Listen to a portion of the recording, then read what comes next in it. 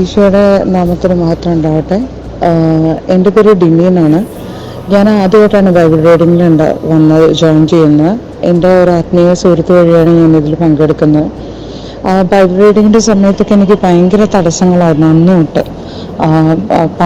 നല്ല പനി, ശക്തമായ തൊണ്ടവേദന, വൈറൽ ഫീവറൊക്കെ ആയിരുന്നു. ആ സമയമാകുമ്പോൾ പനി നന്നായി കൂടും. പക്ഷേ ആ ബൈബിൾ റീഡിങ്ങിൻ്റെ സമയത്ത് എവിടെ നിന്നോ ഒരു ശക്തി വരും. അത് വായിക്കാനായിട്ട് ഒരു തടസ്സം ഉണ്ടായിരുന്നില്ല. ആ ബൈബിൾ റീഡിങ്ങിൻ്റെ ആ ടൈമിൽ വായിക്കാൻ പറ്റില്ല എന്ന് തന്നെ ഞാൻ വിചാരിച്ചിട്ടുണ്ട്.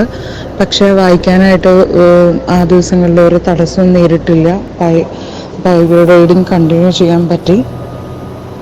പിന്നെ ഞാൻ നിയോഗം വെച്ചിരുന്നത് എനിക്കൊരു വാടക വീട് ശരിയാവാൻ വേണ്ടിയിട്ടായിരുന്നു. അതെനിക്ക് നവംബർ മാസത്തിൽ തന്നെ ഒരു 20th ഉള്ളിൽ മാറണമെന്നുണ്ടായിരുന്നു. നിയോഗം അതായിരുന്നു.